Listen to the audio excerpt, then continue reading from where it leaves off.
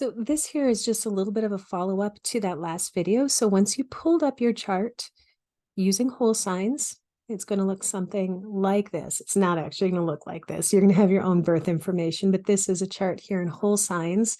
I wanted to go back and tell you a little bit more about these symbols, what these different things mean, or how to find out what they mean, here in the chart. Because honestly, if you're new to astrology and you're just coming at this, these symbols almost mean nothing. So I mentioned at the end of the last video, I used Mercury as an example, but everything here on the inside, you can find right over here to the right. So if you see a symbol and you're not sure what it is, just match it up over here and you'll find out what it is. So here we go, and we've got Neptune over here. The part that you can't find over off to the side here is this next level. See this next row? These are the zodiac signs that your planets are in. And so there isn't anything over here saying what these symbols mean on the outside. So I'll tell you briefly, and then I'm going to show you where you can find that.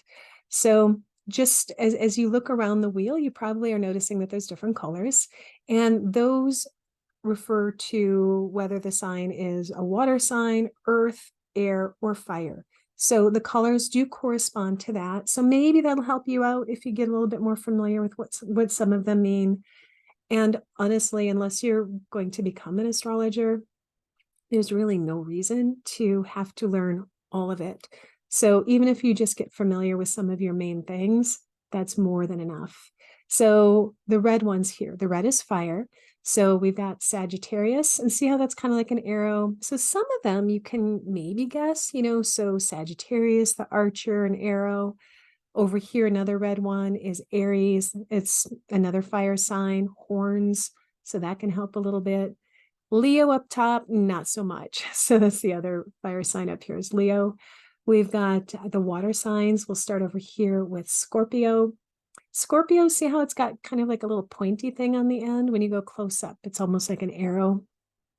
Kind of think stabby scorpion tail. That can help sometimes, because the other sign that kind of looks like an M up here is Virgo. So that helps differentiate. But for water signs, we've got Scorpio, we've got Pisces down here, and then up here, we've got Cancer. And some people say that that looks a little bit like crab claws. Not to me so much, but still, if that helps you, that's another example you can use. For air, we've got Libra. Those are green. So Libra. Down here, we've got Aquarius. And I know Aquarius, right? You think it's water because Aquarius water. No, it's air. Aquarius. And then the third air sign is Gemini. And then finally, for the earth signs, we've got Virgo. Down here, we've got Capricorn. And then over here, we've got Taurus. So just letting you know what they look like on the wheel as a whole, especially because you might not have planets in there, because the other place where you can find them is if you scroll down. So if you use that whole sign thing that I showed you in the last video, it's going to look like this underneath. And it will tell you Sun and Aries. So it'll show you that little symbol. You go down, Moon and Pisces. So it'll show you the symbols for all of them if you scroll down. But I wanted you to know what the colors meant and to let you know what this whole wheel was too. There's also different angles that we use in the chart. The main ones are the ascendant, the descendant, and the midheaven. Those are most commonly used. And wherever the ascendant is, that determines your rising sign. That'll be a different video, but just so you know, that's not a planet. The ascendant is just that corresponds to what zodiac sign was rising over the horizon at the moment of your birth.